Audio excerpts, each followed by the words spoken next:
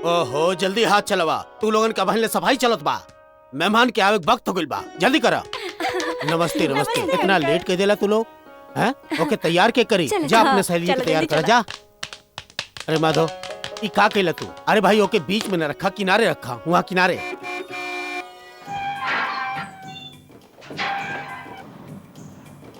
अरे लागत बहू लोग आ गए। तू जल्दी से चाय के इंतजाम करा। चला जल्दी करा।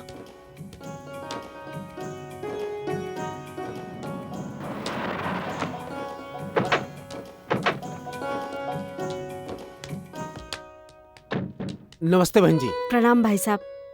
अश्विन बेटा जी। ई मेहता जी है। नमस्ते जी। खुश रहो बेटा। बेटा मेहता जी बहुत बड़ा नामी ग्रामी ज्योतिषी है। बस माता कृपा बा। बहन जी आई, आई। हाँ हाँ प्लीज आई बहन जी, आई आई प्लीज आई। आवा बेटा आवा। कहीं बहन जी काली हिल जाइए आप। जेकरा के हम लेवे आयल बनी ओकरा के तो हम देखनी बिना। जी हम समझ गए नहीं। हम अब पूजा बेटी के लेके आवत हैं। जी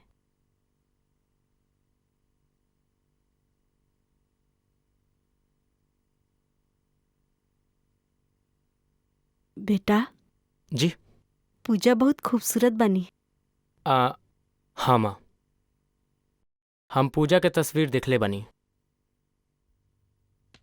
आओ बेटी, आजा आजा। आवा बेटी। आओ बेटी।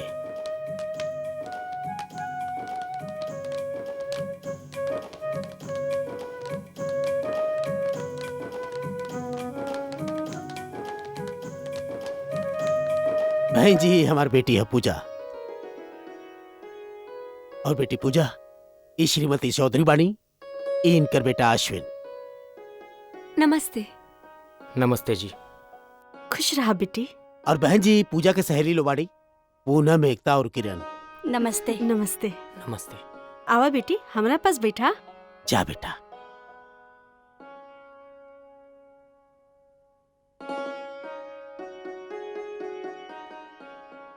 मेहता जी रउआ की बेटी पूनम का चांद बानी। धन्यवाद बहन जी। अश्विन तो पूजा की तस्वीर तो देख लेला। अब पूजा तोहरा सामने बा।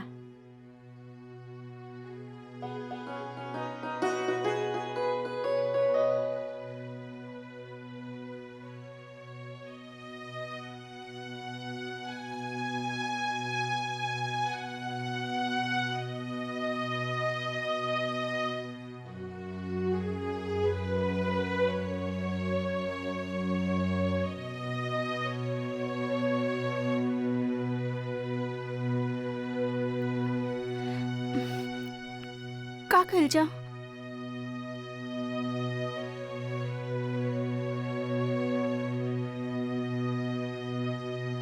चला चला बोला। अंकल जी अगर रउआ इजाजत देता हम अश्विन जी से बात करके देखी। बेटा हाँ हाँ कहे ना। देखी में तो अश्विन जी बहुत गंभीर लगा ताड़ा। नहीं नहीं ऐसा बात ना बा। हमार बेटा जरा सोबर बा। अश्विन जी कुछ बोला तो ही है। जी हाँ, जरूरत पड़े पे बोल लेवे नहीं।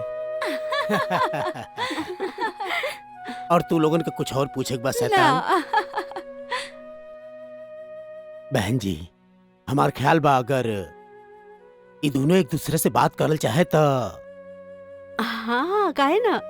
तू दोनों आपस में बात करा ना बेटा। बहन जी हमार बेटी पेंटिंग्स बहुत अच्छा बनावेले। अच्छा पूजा बेटी, अश्विन के अपन पेंटिंग्स दिखावा जाके। जी आई। जा बेटा। आओ बेटा। ना ना तुम लोग रुका। हाँ। रुका रुका।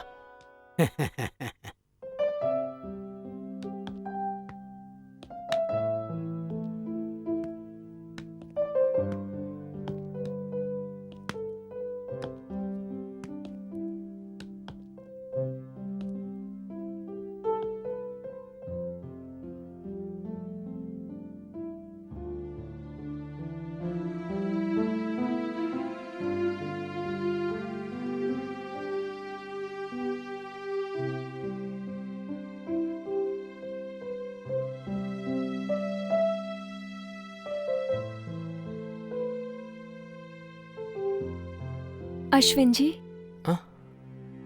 जी लगा था आपके हमार पेंटिंग अच्छा न लगल, लेकिन हमके बुरा ना लगी काहे कि हम प्रोफेशनल नहीं थे। जी ना पूजा जी, आपके पेंटिंग काफी अच्छा बा। तो फिर का बात था? आपके देख के ऐसा लगेला जैसे आप कंफर्टेबल ना फील करता नहीं। देखी, हमने की मीटिंग एक दूसरा के पसंद करे खातिर रखल गई हा। अगर हम आपके पसंद ना बानी तो हमके बता दी, हम भी कोई बहाना कर दे। ना ना पूजा जी, ऐसन कोनो बात नहीं है। तो फिर बात कहा? आपके ऐसी लगातार खामोशी हमके उलझन में डाल देली हा। देखी, ये हमनी दोनों की जिंदगी के सवाल है। अक्सर ऐसन होखेला, लोग माँ बाप के प्रेशर में आके केहू से भी रिश्ता खातिर हाँ कर देवेले और ओकर नतीजा पति पत्नी की जिंदगी भर भुगते के पड़ेला।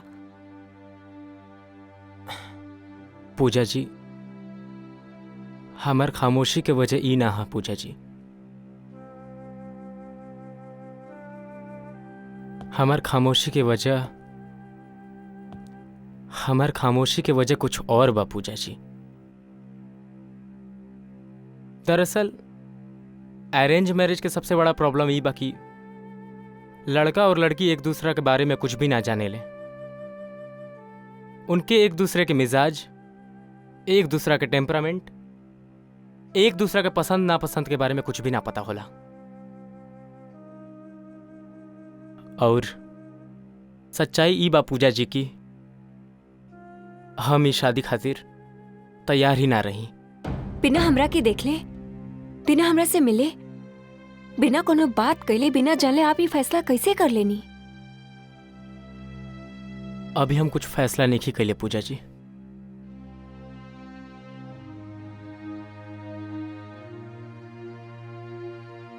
फैसला करे से पहले हम आपके अपन जिंदगी के सच्चाई के बारे में बतावल चाहतनी पूजा जी। काहे कि हम जानतनी कि ओकरा बिना हम अपन नया सफर के शुरुआत नहीं कर सकत।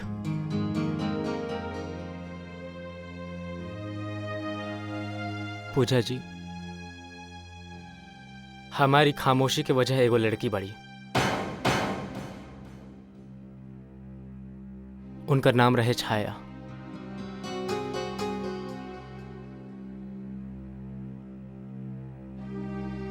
हम दोनों एक दूसरा से बहुत प्यार करत रही। तो फिर आप ई रिश्ता खातिर हाँ काहे कहनी? हमके ई बात बहुत अजीब से लगल कि आप प्यार के हुआ और से करी और शादी के हुआ और से। अश्विन जी, हमके ई बात पसंद नहीं खे।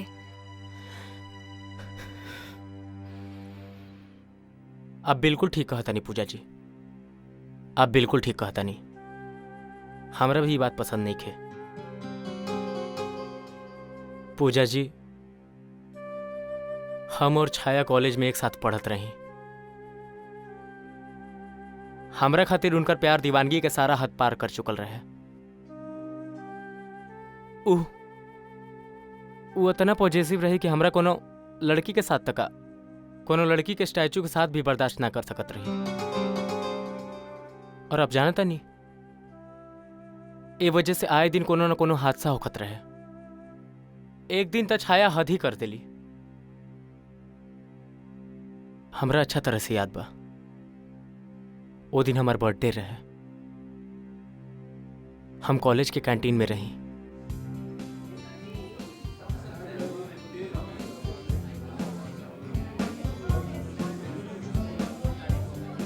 केक काटल जाए। स्वीटी, ऊ का अश्विन, कितना इंतजार करवाई बस सबके। काटा ना प्लीज। Sweetie, please Ashwin. हे फ्रेंड्स, यहाँ आवा। अश्विन केक काट रहल बा। काटा ना। Okay. Happy birthday to you. Happy birthday to you. Happy birthday Ashwin. Happy birthday. Thank you, thank you.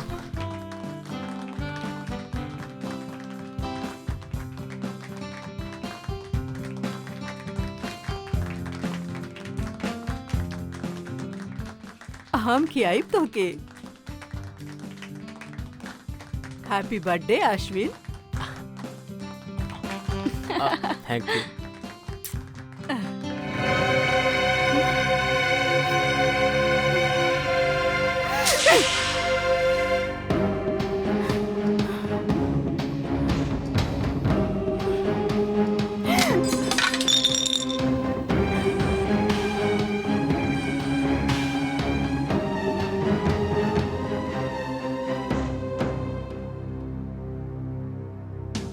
Hi Chhaya.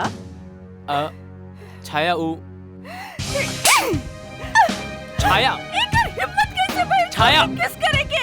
छाया का करत तू? हिम्मत छाया कैसे भइल? छाया हमार बात सुनो छाया, हमार बात तो सुनो, हमार बात तो सुनो छाया। वो बस हमार फ्रेंड है, आज हमार बर्थडे बा, ओके? सुनो छाया। छाया छाया मत करो छाया। स्वीटी स्वीटी तू जा यहाँ से, स्वीटी तू जा यहाँ से स्वीटी। छाया कूल डाउन छाया, छाया कूल डाउन। छाया तू ठीक हो जा छाया।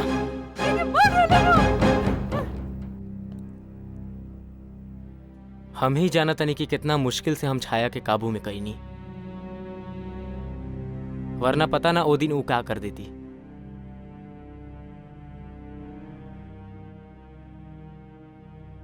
और हमरा वो दिन भी याद बा।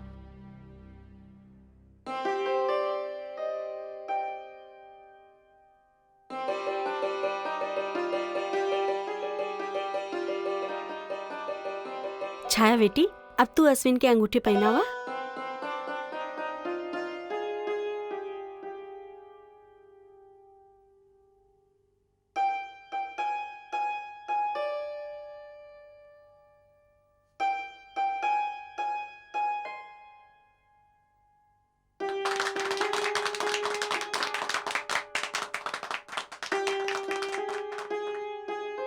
तू तो हमके ई सगाई के अंगूठी पहनेला हा, बाकी हम ये अंगूठी के शक्ल में आपन आत्मा डाल दिले बानी, जे तू अपन उंगली में पहन लहा।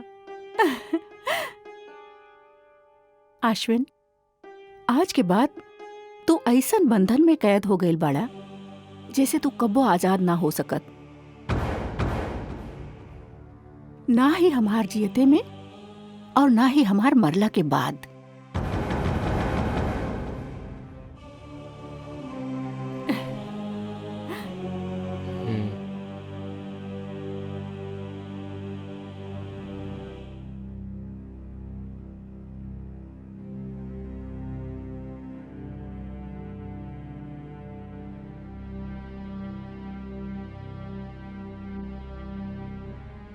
इतना प्यार करत रहली हूँ आपसे, सगाई भी हो गई रहल, एकर बावजूद ही रिश्ता टूट गई।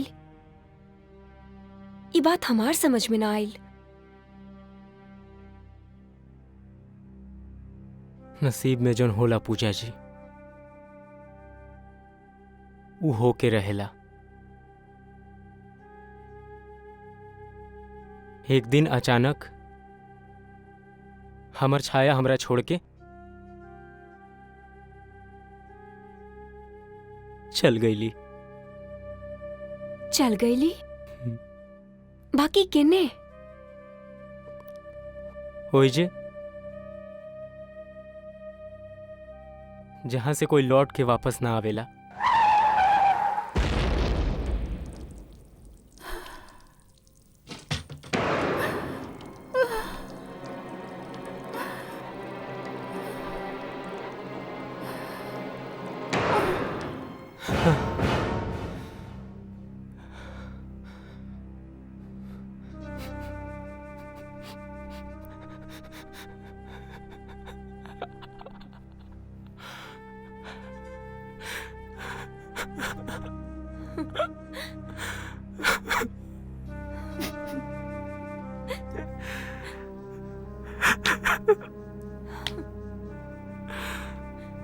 अश्विन जी, आई एम एम सॉरी।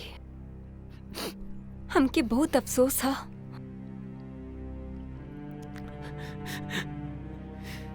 बहुत दिन तक हम इस सदमा से बाहर ना निकलनी पूजा जी। हमार तो सब कुछ लूट चुकल रहे ना, कुछ भी ना बचल रहे हमरा पास। छाया चल गईली, बस से ख्वाब खून के तरह हमरा खाइल जात रहे, खाइल जात रहे।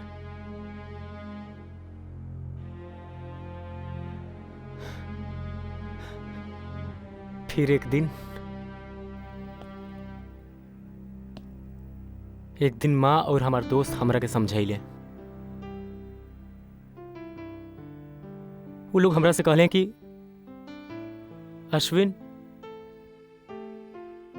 अश्विन, जिंदगी कोनो झील के पानी त ना जो एक जगह पे जाके ठहर जाए। जिंदगी तो दरिया के एगो रवानी ह जोन चलत रहेला, चलत रहेला।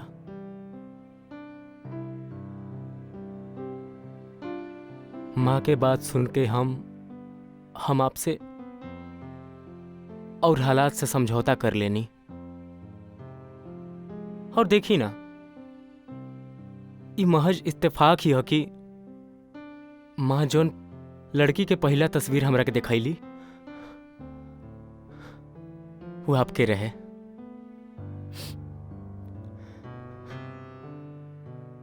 हम आपसे मिलल तय कर ले रही, लेकिन हम ये भी फैसला कर ले रही कि जौन भी लड़की हमार जिंदगी में आई ओकरा से सच न छुपाए। हम सच ना छिपाए। अगर देखल जाओ पूजा जी तो हम आपके बहुत ही खुदगर्ज किस्म के इंसान लगम, लेकिन सच्चाई बाकी जौन भी लड़की हमार जिंदगी में आई ओकरा हमार जिंदगी के खालीपन के भरे खातिर बहुत मेहनत करे के पड़ी, बहुत तपस्या करे के पड़ी।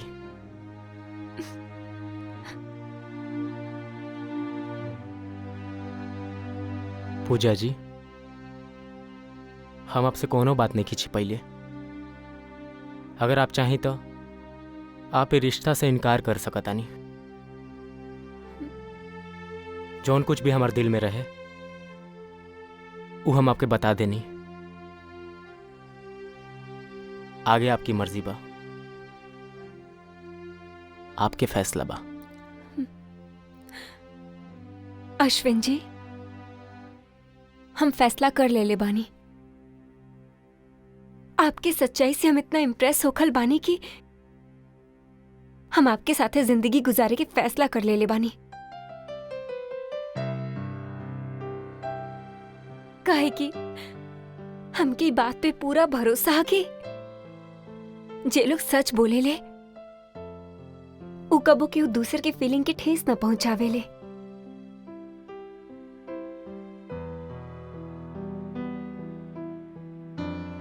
उ खुशबू की तरह हो खेलन जे जिंदगी के रास्ता की महका देवेली।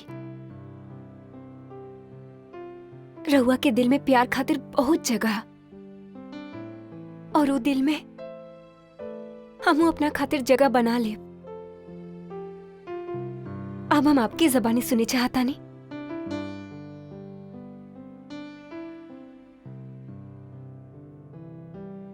जौन तुहार फैसला है पूजा,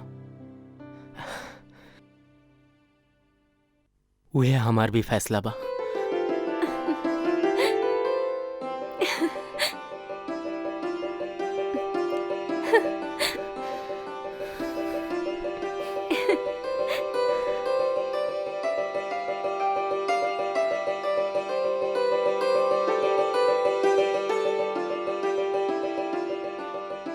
अश्विन, जी माँ। अश्विन ही कार्ड आ गइल बा। तमाम रिश्तेदार और दोस्त के भेजे के बा और ये काम तोहरा के ही करे के बा। ओके माँ। अश्विन, जी माँ। बुरा न माना तो एक बात कही। जी कहीं। तू ही अंगूठी ना अब तक उतरलस? बेटा एकरा के उतारे के तो पड़ी ना।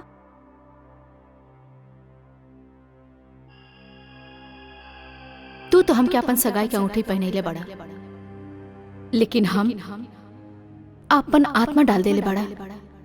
जवन तू अपन उंगली में पहनले बड़ा। अश्विन, आज के बाद तू ऐसन बंधन में कैद हो गई बड़ा जिसे तू कबो आजाद नहीं हो सकत। ना ही हमर जीते जी और ना ही हमर मरे के बाद।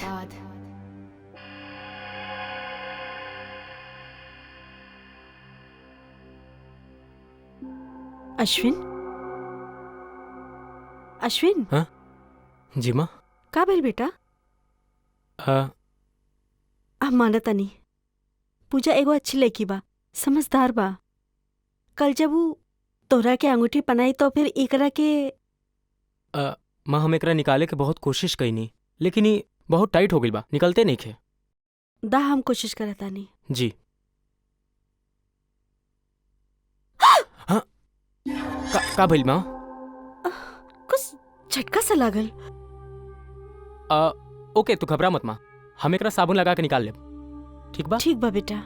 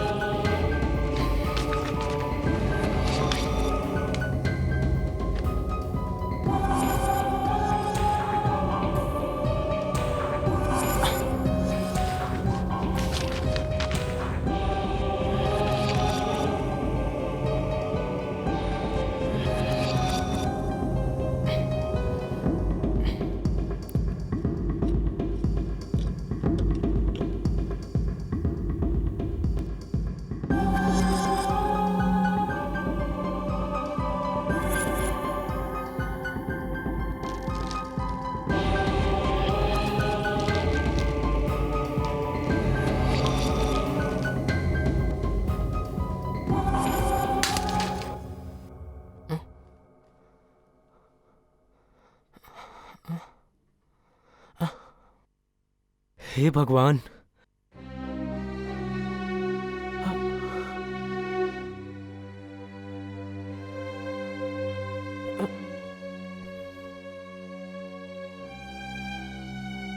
अश्विन शर्मा जी के का मम्मी अरे का हो गई? पता ना मम्मी, ई सियाही कार्ड पे कैसे गिर गई। हम तो बोतल बंद करके एजा रख ले रही। अच्छा कोनो बात ना, हम साफ कर देता नहीं।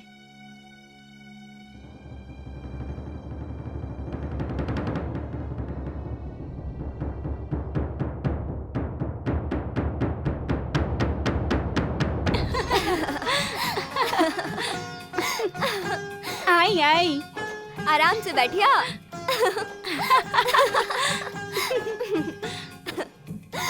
कितना सुंदर लागत अड़ी। और ये पहन के तो बहुत खूबसूरत लगी हैं।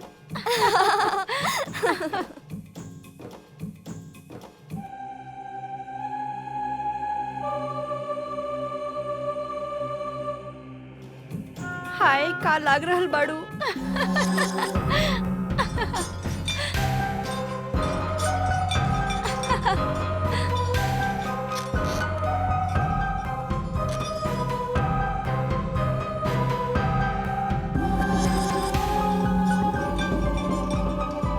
अरे हाँ, ठीक से लगावा लोग।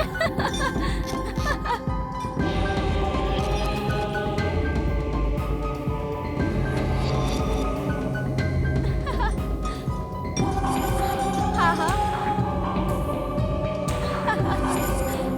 बहुत सुंदर लागत अड़ू तो। गजरा ठीक हो गया।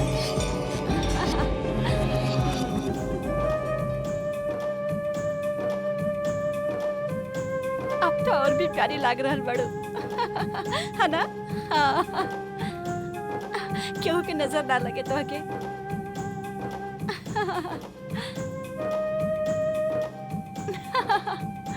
वाह, ये तो और सुंदर लागता। शर्म आता था के।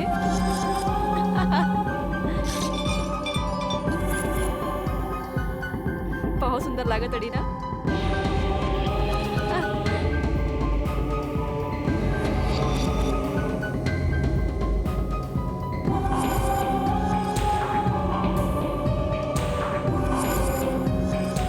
पिताजी,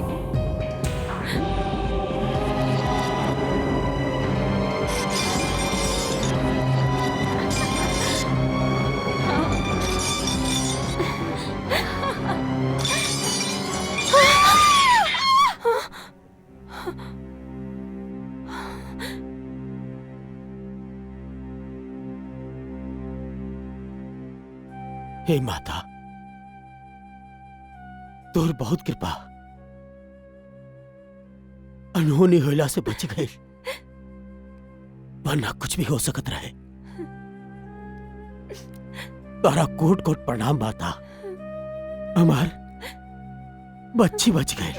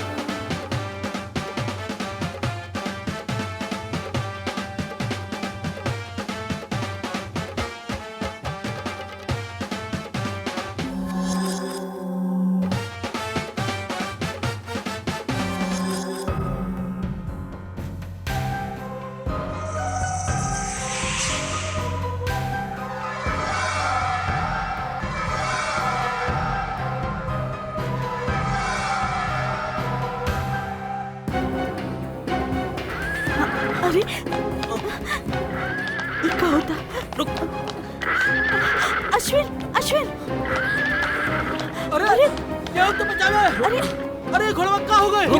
अरे अश्विन, अश्विन, अश्विन,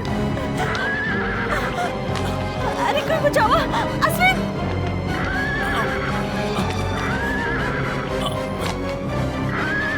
बचाओ।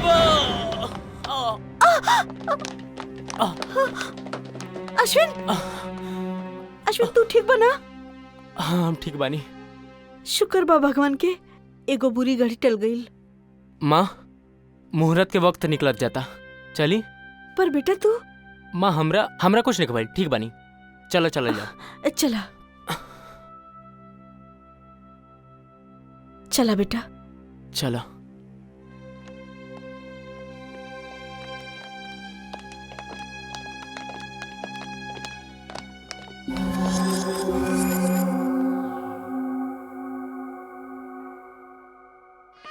यदस्य कर्मणो यरीरिचं यद्वान्यूनमिहाकरम् अग्निष्टत्स्विष्टकृतविद्यात् सर्वं शिष्टं सुहूतं करोतु मे अग्नये स्विष्टकृते सुहूतहूते सर्वप्रायश्चित्ता भूतीनां कामानां समर्धयित्रे सर्वान् कामान् समर्धयः।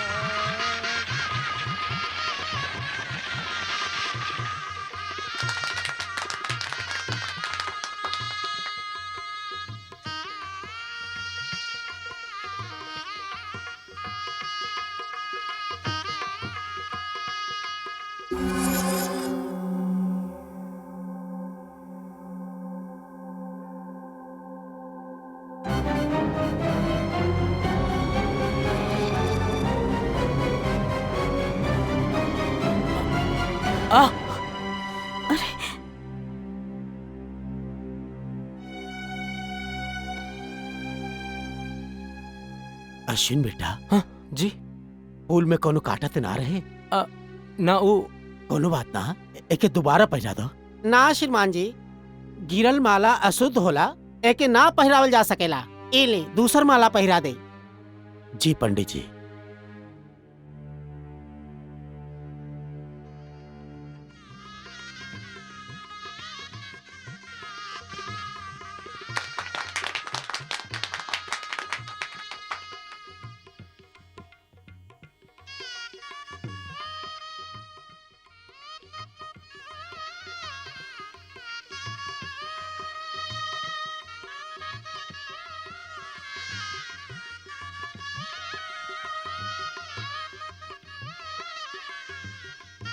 वर कन्या मंगल फेरा लें।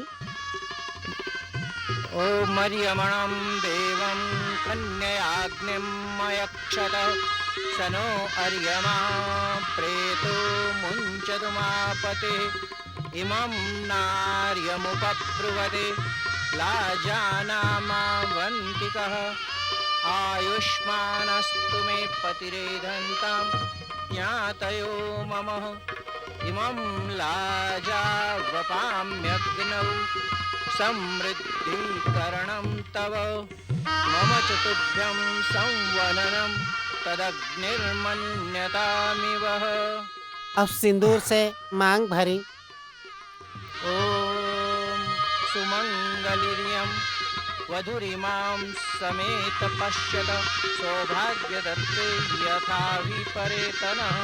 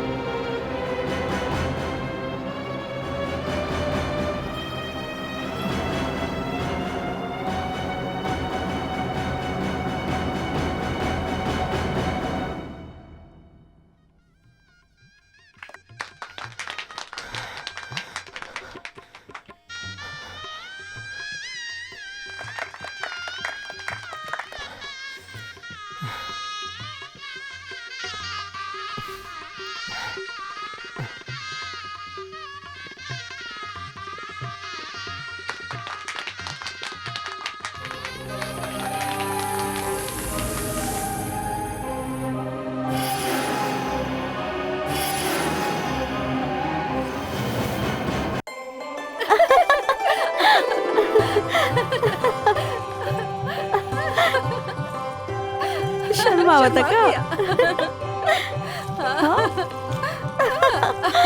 बैठा बैठा। संभाल के हाँ बदमाश। चलो चलो। आई आई जीजा जी, दीदी तो इंतजार कर रहल बड़ी। जाई।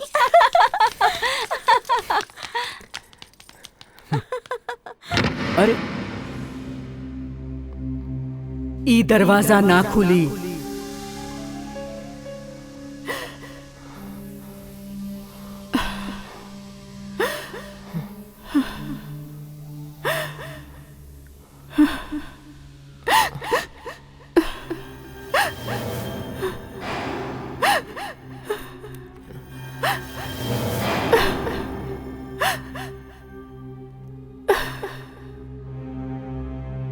के ह? हम कहा तन सामने आओ। के ह? हम हैं अश्विन। के ह वहां पे? हम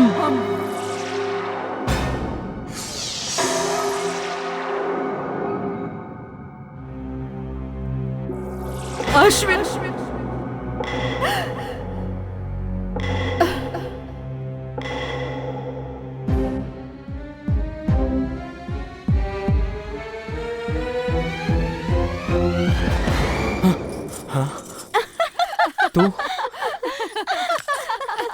तू लोग रहा।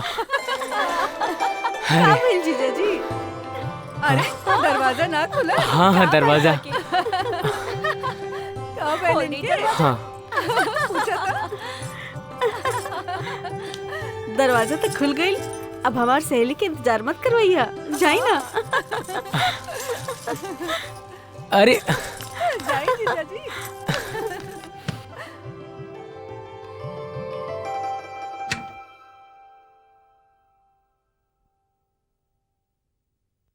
रुक जा अश्विन। अश्विन अश्विन रुक जा। देखा आगे मत बढ़िया। रुक जा अश्विन। अश्विन रुक जा।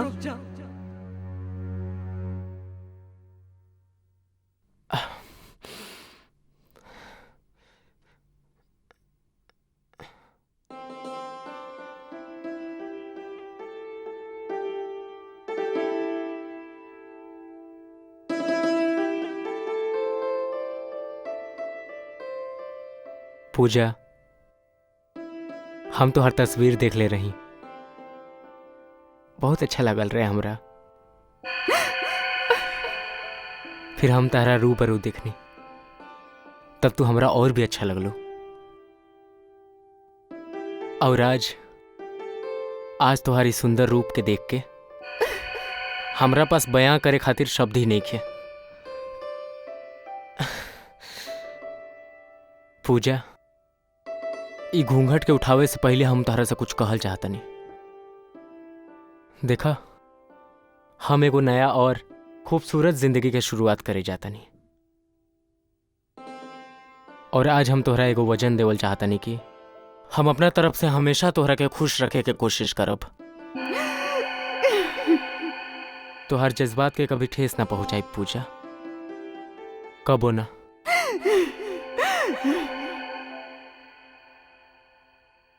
पूजा, चौधरी खानदान में तोहर स्वागत बा। हम ही मिलन होके ना दे।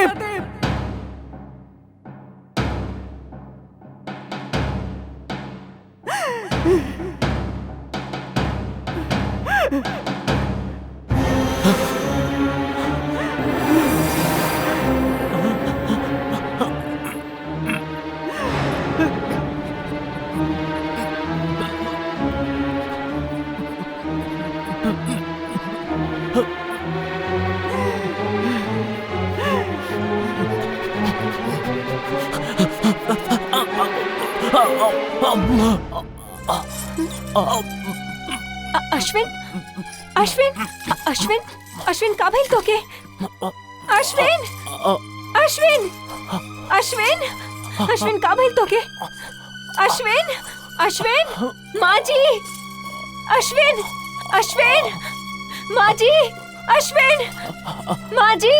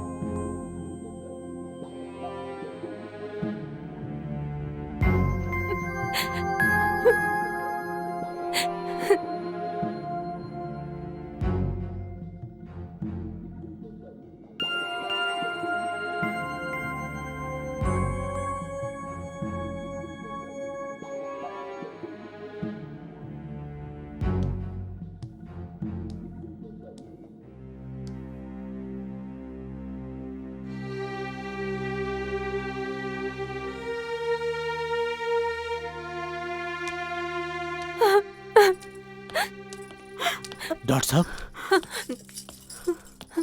कैसन बाड़े अश्विन? ही इज फाइन, चिंता के कोनो बात नहीं है। फिर भी एहतियात के तौर पर हम उनका सारा टेस्ट ले ले बानी।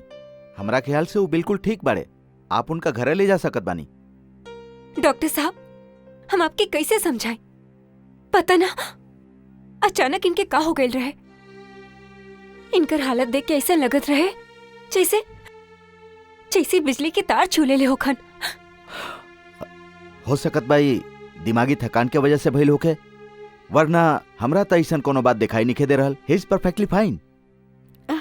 भगवान के शुक्र बा। डॉक्टर साहब हमनी के काम मिल सके नहीं? जी हाँ, लेकिन इस समय हम उनका नींद के इंजेक्शन देले बानी। वो सुतल बड़े और हम चाहब कि आप लोग उनका डिस्टर्ब ना करी। ना ना, हमनी बिल्कुल ओके डिस्टर्ब ना करब। Thank you so much. You are welcome. Excuse me. आओ बेटा, आवा।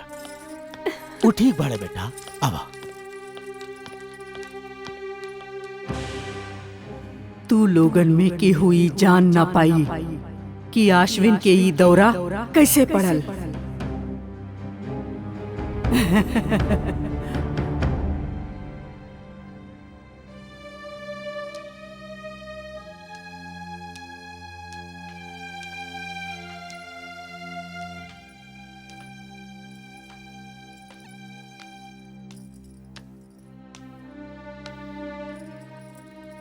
पिताजी लगातार पूरा रात सुतनी नहीं खे। हाँ बेटा।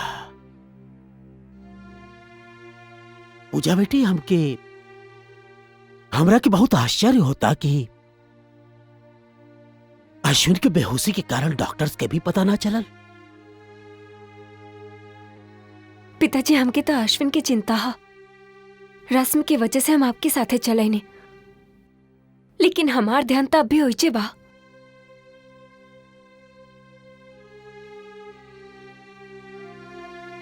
एक बात पूछी बेटी? जी कहीं? पूजा बेटी, कहीं ऐसा तो ना बा कि अश्विन के मिर्गी या दौरा पड़ने के कोनो बीमारी हो और ये बात हमनी से छुपावल गई हो? ना बेटा, ऐसा बात अक्सर छुपावल जाला। पिताजी, हो सकेला आपके ये बात दूसर खातिर सच हो, लेकिन अश्विन के बारे में ये बात सच ना हो सकेला। वो शादी से पहले हमके अपन जिंदगी के हर बात साफ साफ बता देले रहन। अगर ऐसन कोनो बात होखत तो हमरा से छुपाइतन नहीं खे। पिताजी, हम तो यह माने नहीं कि हमार नसीब में जे लिखल रहे वो हमके मिल गईल। अब अश्विन जैसन भी बाड़न, हमार बाड़न, और हमके उनके साथ जिंदगी बितावे के हा।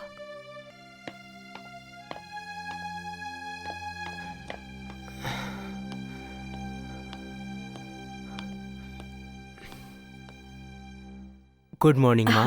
गुड मॉर्निंग बेटा, बैठा। अब कैसन तबीयत बा तोहार? अब हम बिल्कुल ठीक बानी। वो अचानक पता ना हमरा का हो गइल रहे। ये दुनिया वाला भी बड़ा अजीब बा बेटा। अभी से वो बातें करब शुरू कर देले बा। बहू के कदम ऐसन पड़ल बा कि आवते तोहरा के बीमार कर देलस। माँ, अब अगर दोबारा ऐसन बात तोहर कान में पड़ल भी ना तो ओकरा अपने तक रखिया। ओकर जिक्र भी हमरा सामने मत करिया। माँ पूजा ऐसा लड़की है जेकर हम बहुत इज्जत करीला। उ तो छाया के सारा कहानी जाने के बावजूद हमरा से शादी खातिर हाँ कहली। माँ, जे लोग सच के पसंद करेला ना, वो वाकई बहुत अच्छा होला। हमार मतलब ई ना रहे। अच्छा, ई बात के भूल जा। माँ जी, आई आई मेहता जी। नमस्कार बहन जी। प्रणाम। खुश रहा बेटा। खुश रहो बेटा। कैसे तबीयत बा आपके? जी पहले से बेहतर। का बात बा, बहुत जल्दी मायके से आ गई नी? एक दामाद जी के चिंता जोन लग रहे। अच्छा।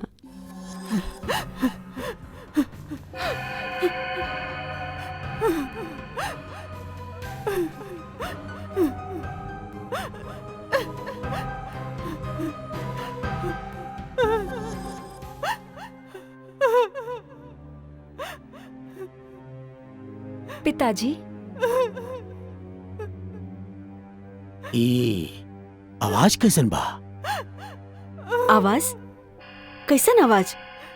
हमरा के तो कोनो आवाज ना आवता। यहाँ जी पिताजी, हमने की तो कोई आवाज न सुनाई दिले। हो सकेला हमारी भरम होखे। अब बहन जी, अब हमरा के इजाजत दें। कुछ नाश्ता तो कई की जाई? जी ना, फिर कबो। बेटा, आपन और दामाद जी का ख्याल रखिया। हम चलत हम आपके छोड़ देता नहीं।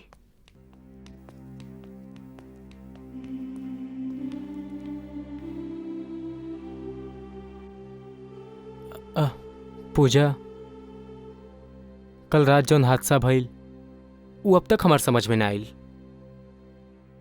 कि हमरा अचानक का हो गइल रहे। पूजा, हम तोहरा एगो बात बतावल चाहतनी। कल रात जब हम तोहरा पास आवत रही तो हमरा ऐसा लागल कि छाया हमरा आवाज देली। हमरा ऐसा लागल कि वो हमरा तोहरा पास आवे से रोका ताड़ी। अश्विनी तो बहुत नेचुरल है।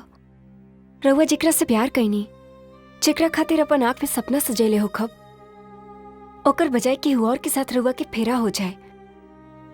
सुहाग रात के केहू और लड़की रउआ के इंतजार करत होखे तो उ वक्त में ऐसन विचार के आवल बहुत नेचुरल है।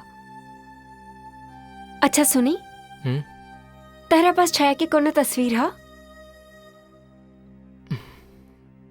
पूजा, हम छाया के तस्वीर ई घर से और अपन याद से हमेशा हमेशा खातिर निकाल देले बानी।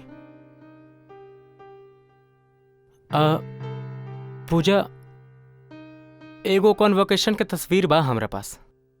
हाँ, उ हम तोहरा दिखावतानी। आवा हमरा साथ।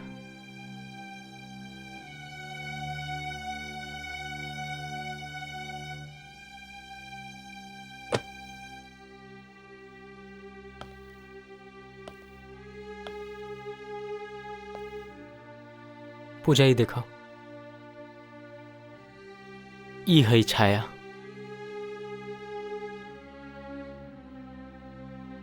सचमुच छाया बहुत ही खूबसूरत रहली। अश्विन, हम तोहार पत्नी बानी, मगर एक बात जरूर कहब, कुदरत तहरा साथे इंसाफ न कैले। किस्मत तहरा से एक बहुत कीमती हीरा छीन ले बा।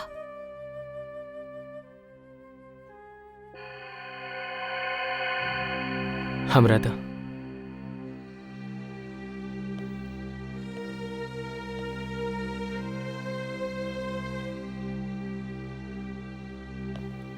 पूजा, हम ई बात बहुत अच्छा तरह जाना तनी की ऐसन बात तोहरा जैसन लड़की ही बोल सकेली।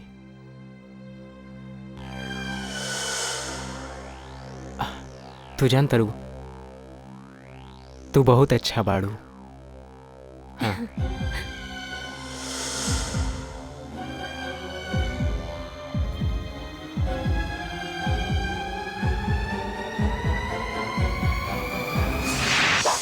हाँ?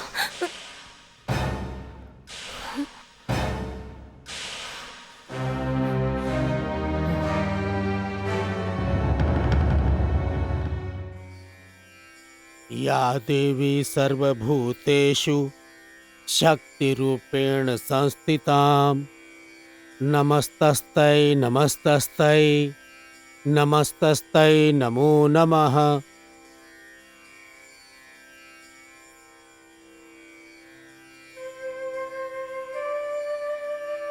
तू त अंतर्यामी बाड़ू, हम का कहे वाला बानी तू जाने लू। आज हम अपने बेटी पूजा के घर के लली माता, ओकरा घर पे हमके संकट के छाया दिखाई देलस। ऊ घर में अवश्य कुछ बा माता, और अश्विन की बीमारी भी अकारण ना बा। हे माता, वो दोनों के रक्षा करो, वो दोनों के रक्षा करिया माता।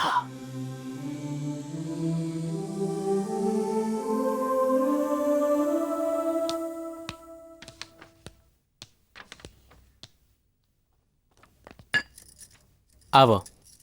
Thank you. प्लेजर। माँ सूत गेली?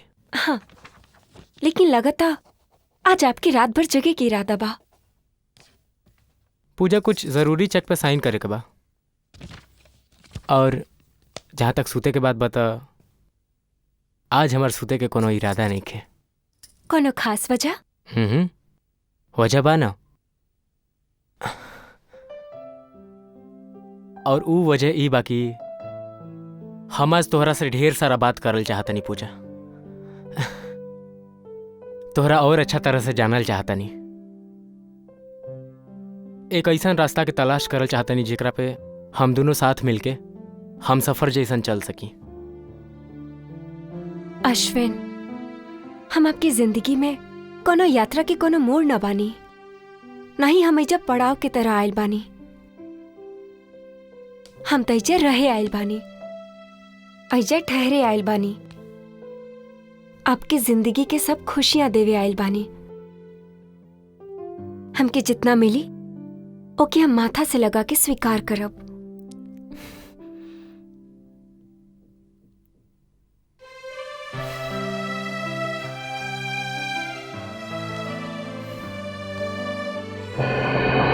नहीं,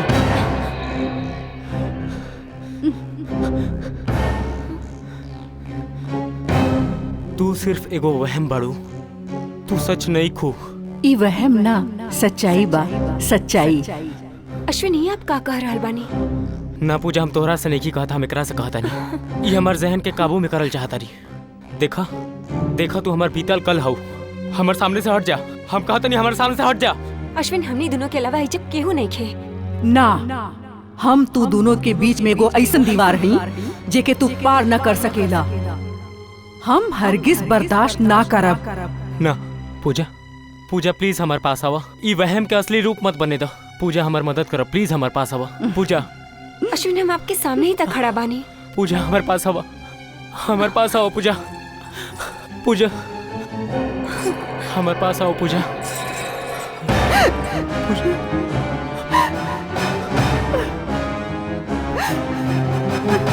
पूजा पूजा हमारी मदद करो प्लीज, हमारे पास रहो पूजा। अश्विन, हम ऐजे बानी। हाँ पूजा, हाँ, हाँ। पूजा पूजा। अश्विन, अश्विन, अश्विन, अश्विन, अश्विन, पूजा, अश्विन, अश्विन, पूजा, अश्विन,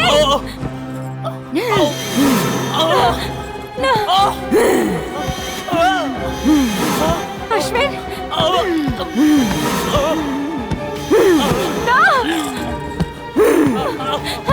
माँ जी, माँ जी,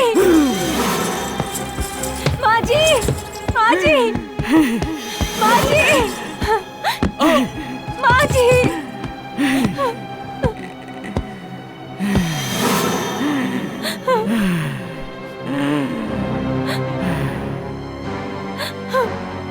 माँ जी, माँ जी, माँ जी।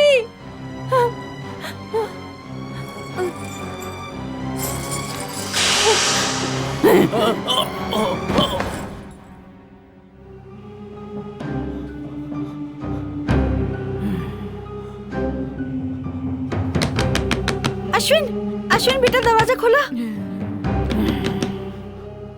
अश्विन, अश्विन बेटा दरवाजा खोला।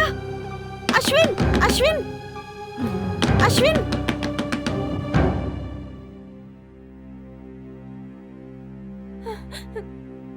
हमरा खातिर तई बड़ा हैरानी के बात बा जौन कुछ भी इनका साथे भइल बा, लेकिन इनकर हालत देख के तो ऐसा लागत बा जैसे 15-20 आदमी मिलके इनका बुरा तरह से मरले होके।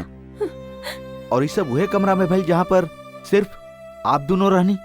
जी, डॉक्टर जब ही हमरा पास आवत रहलन तो अचानक रुक गइलन। एगो आत्मा से बात करत रहलन। आत्मा से? जी, शादी से पहले एगो लड़की से प्यार करत रहलन। वो कार एक्सीडेंट में मर गई। ये कहत रहलन कि वो हमने दोनों के बीच में हा। ओके जाए खातिर भी कहलन, लेकिन हो सकत बा आप जौन कुछ भी कहत बानी मुमकिन होके, लेकिन मेडिकल साइंस ये बात के मानेला ना, और ना ही हम एगो डॉक्टर होके के नाते ये बात के माने नहीं। मगर ये सच बा डॉक्टर।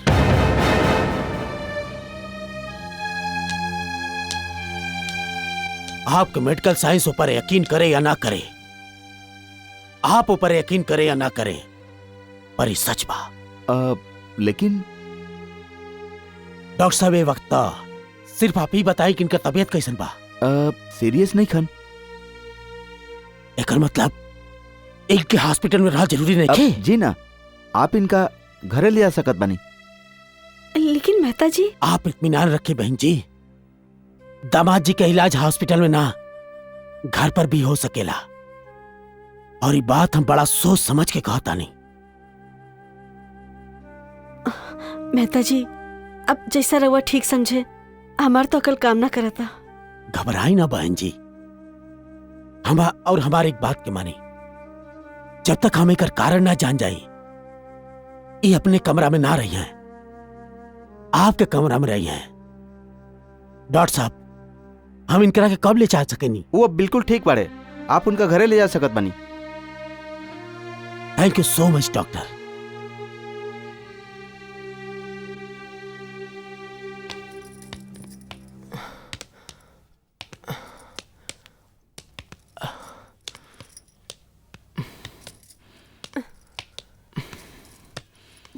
अरे बेटा,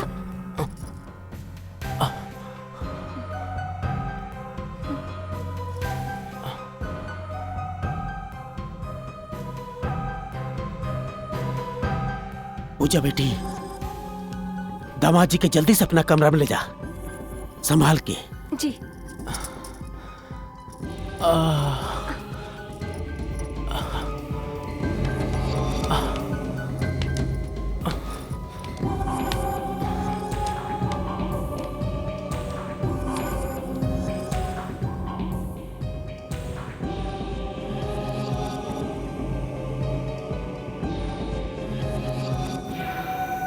बहन जी,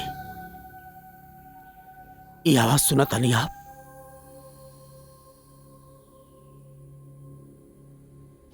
आवाज? कौन सा आवाज? उ दिन भी रहुआ कोनो आवाज का जिक्र करत रहनी, लेकिन हमरा के तो कोनो आवाज न सुनाई देता। मगर हमरा के सुनाई देत बा, बिल्कुल साफ सुनाई देत बा। बहन जी, का कोनो ऐसा चीज बा जौन छाया होके या ओकरा से संबंधित होके? छाया के ओकर कुछ तस्वीर रहे जी अश्विन घर से निकाल देले बा। हाँ, ओकर एगो अंगूठी बा। अंगूठी? अश्विन की सगाई पर छाया ओकरा के पहनाए रहे, और कुछ ही दिन पहलू उतार के अलमारी में रख देलस। काहू अंगूठी के आप हमरा के दिखा सकेनी? काहे ना, प्लीज। चली।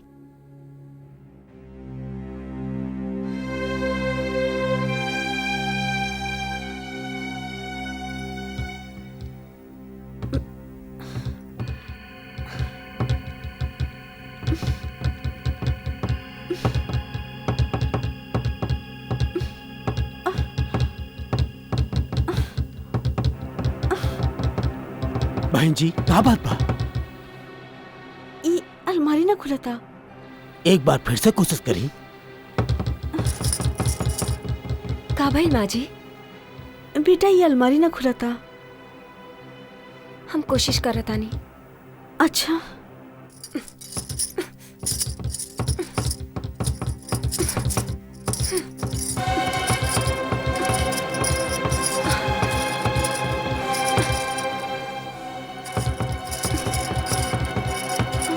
पूजा बेटा, तू छोड़ दो बेटा, ये तुमसे ना खुली, हम कोशिश करता नहीं।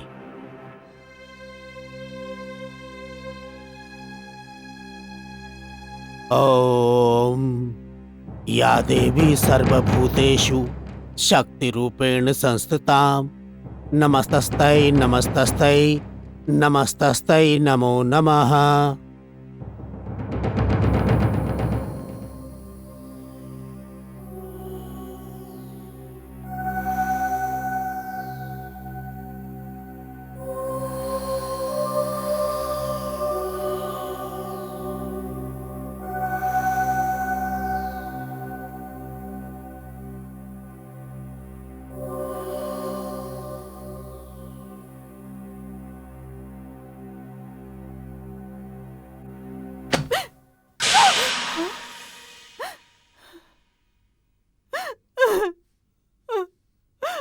बहन जी अंगूठी कहाँ बा? ऊ ड्रॉर में बा।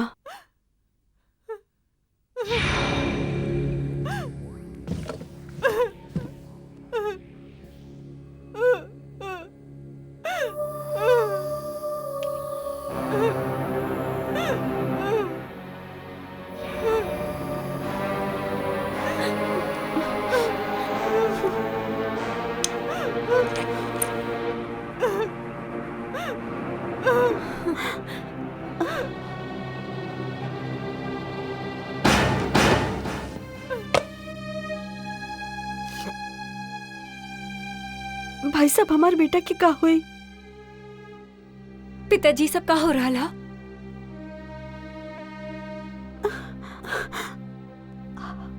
हमार अश्विन के बचा ली। घबराए ना बहन जी, जब कारण का पता चल गया बा तो विश्वास करें, माँ दुर्गा के कृपा से कोनो न कोनो रास्ता निकल ही आई। हम आज पूजा के लेके माँ दुर्गा के शरण में जाता नहीं, अब तो वही के सहारा बा। मगर बहन जी जब तक पूजा वापस न आ जाए आप अश्विन के पास से रहल जाई। हाँ, जी पिताजी हमारा अश्विन की बचा ली। तोर अश्विन के कुछ ना होई बेटा, हम तोरे सुहाग पे आँच भी ना आवे दे।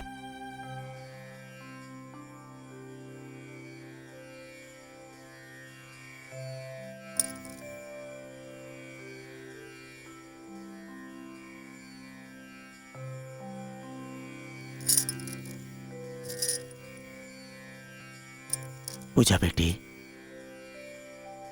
इस समय हम तोरा से जौन कुछ कही उस संवाद गौर से सुनिया, और जौन कुछ करे कही बेटा ओके बहुत ध्यान से करिया। हमके अपन मंगलसूत्र दो बेटा। मंगलसूत्र? माँ के आशीर्वाद खातिर दा बेटा, दा।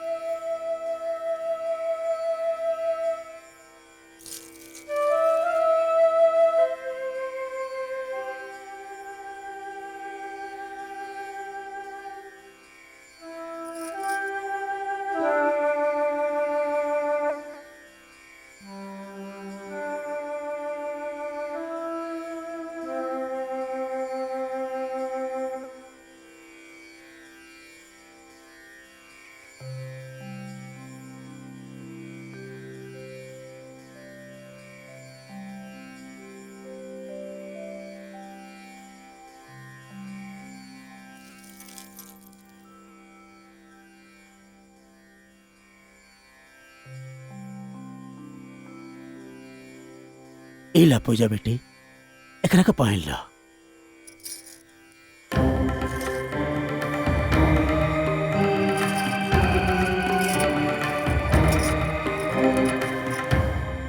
पूजा बेटी ई मंगलसूत्र ही वो आत्मा से लड़े खातिर तुहार शक्ति बा। बेटी मंगलसूत्र सिर्फ एक गहना ना बा, एहमे पिरोवल गयल काला मन के एक स्त्री के सुहा के बचावे खातिर, ओकर रक्षा करे खातिर पूरा ताकत पूरा क्षमता रखेला है। बेटी एक पति अपनी पत्नी के गले में एक मंगलसूत्र के सुहाग के निशानी के रूप में डालेला, पर यह मंगलसूत्र अपने पति के रक्षा खातिर एक शास्त्र बन जाला।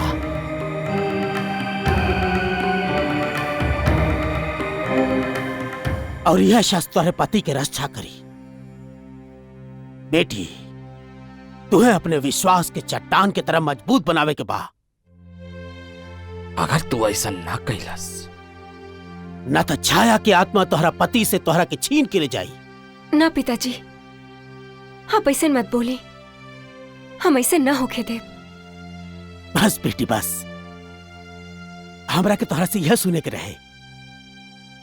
देखा पूजा बेटी, ई पावन मंगलसूत्र के एक पल के लिए भी अपने गले से दूर मत होए दिया, और अपन अश्विन के एक क्षण के खातिर भी अपने नजर से दूर न होके दिया। बेटी ई देश के इतिहास पतिव्रता नारियन के साहस भरी गाथा से भरल पड़ल बा।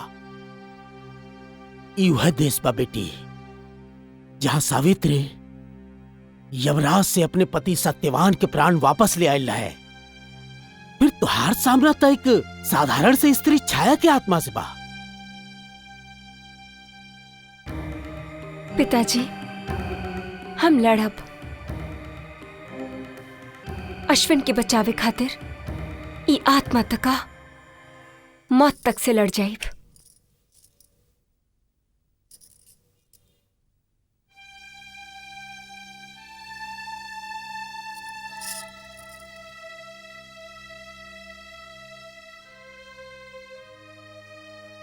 पूजा तू हमरा खातिर सब काहे करत रू? पूजा ये हमार लड़ाई है, एकरा हमरा लड़े दो। तू हमरा खातिर अपन जान के काहे जोखिम में डालत रू? पूजा अश्विन तू ई का कहत बड़ा?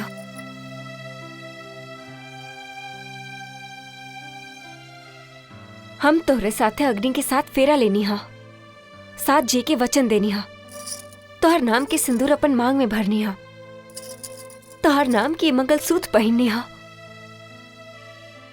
हम तोहर अर्धांगिनी बानी, तू हमार सुहागा, हमार जान बड़ा।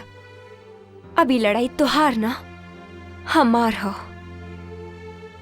क्यों हमार सुहाग के ललकार ले बा, हमार मांग के सिंदूर नोच डाले के धमकी दे ले बा, हमार प्राण के हमार शरीर से अलग करे के ऐलान कैले बा। अब हम ई लड़ाई से कैसे हट सकेनी? अश्विन हमार जीते जी तो के हमसे केहू अलग न कर सकेला, केहू ना, केहू ना। हम तू दोनों के अलग कर दे।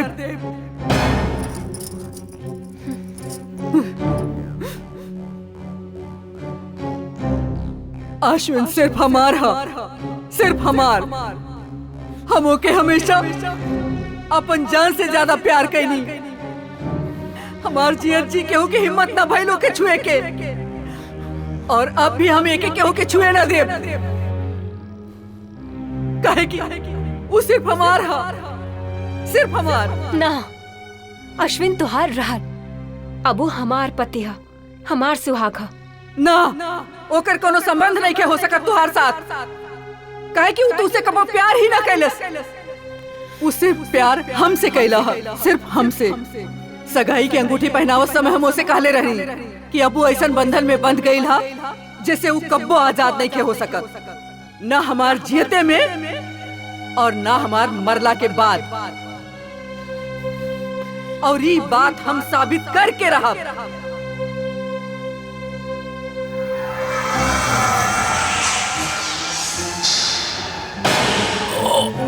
अश्विन अश्विन अश्विन अश्विन अश्विन हे भगवान आखिर तू जाए रुका हमने से अश्विन अश्विन कुछ ना होगी तो क्या हम तुम्हारे साथ है बानी छोड़े लुकाए ना हमने के छोड़ दौड़ क्या जाए जैसे अश्विन हे भगवान इतना तेज बुखार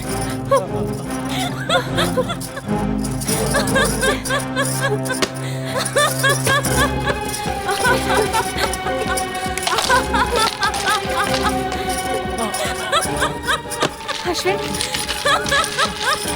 अश्विन तो क्या कुछ नहीं होगी अश्विन अश्विन कुछ नहीं होगी तो हमारी तेरे साथ अश्विन चुप जा तू चुप जा चल जाए जैसे अश्विन अश्विन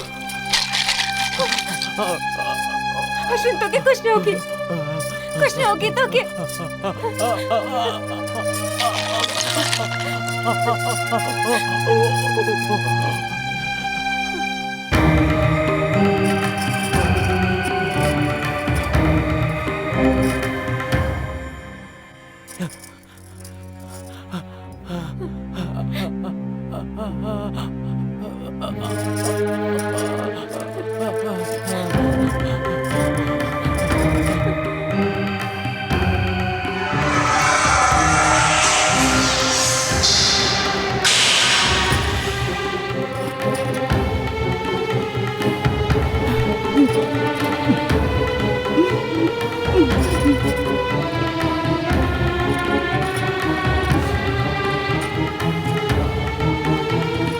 हम भी देखा तानी तू कब तक ई मंगलसूत्र के सहारा लेबू कब्बो तक उतरबू जौने दिन एका तू उतरबू हम अपन अश्विन के तो से छीन लेब ना तो इसे न कर सकेलू आखिर तू चाहे लुका तू हमनी के बीच से हट जा हम कैसे हट सके नहीं हमार इनकरा से शादी भइला तो के इस शादी के बंधन तोड़े के होखी अपन जीते जी हम ही बंधन ना तोड़ सके नहीं अगर जियत जी बंधन नहीं के तोड़ सकत तो मर के तोड़ दे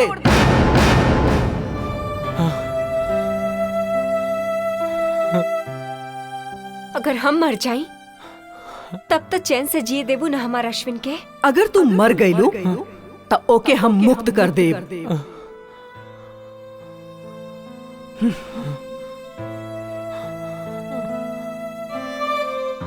पूजा ना पूजा तू एक बात में मत आइए पूजा अश्विन हम तोहार जिंदगी खातिर एक जान तक का हजारों जान कुर्बान कर सके नहीं और यही रिश्ता के मर्यादा है पूजा पूजा तू एक बात में कहे आओ तेरू पूजा सुना पूजा रुका पूजा पूजा हमार बात सुना पूजा तू हमरा छोड़ के नहीं क्यों जा सकत पूजा रुक जा अश्विन रुक जा अब ओकर आगे बढ़त कदम ओके मरे से ना रोक सकत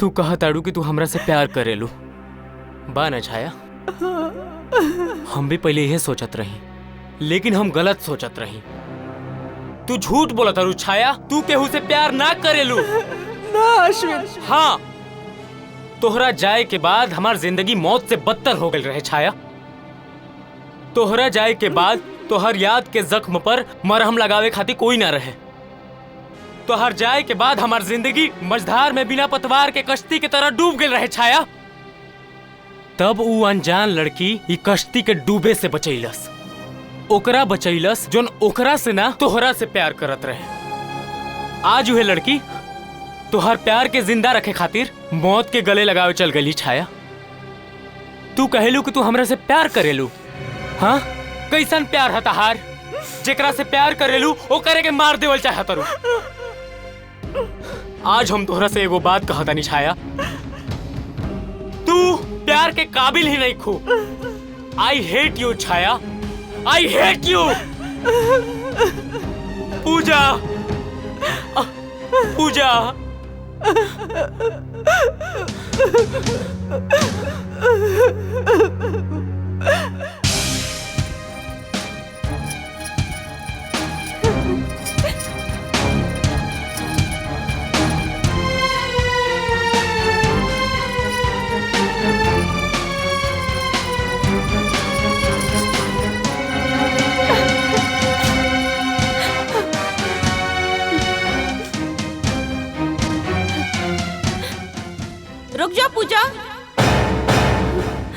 पूजा रुक जा,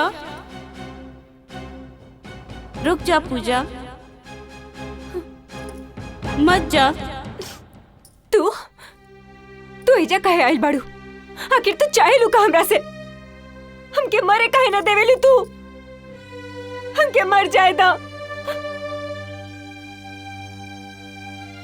जरूरत हा अगर हम तू दोनों के बीच से हट जाई तो अश्विन सलामत रही। ना पूजा, अगर तोके कुछ हो गई तो अश्विन भी सलामत ना रही। वो हमके ना तोके चाहेला, ओके जिंदा रहे खातिर तो हर जरूरत था, तोरे प्यार की जरूरत है पूजा। ये तू कहत बाड़ू? हाँ पूजा, ये हम कह रहल बानी कहे कि आज हम ही प्यार के मतलब समझनी जाननी।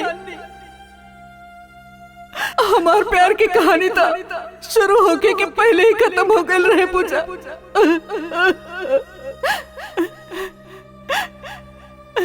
हम आज मंगलसूत्र के महत्व समझनी पूजा।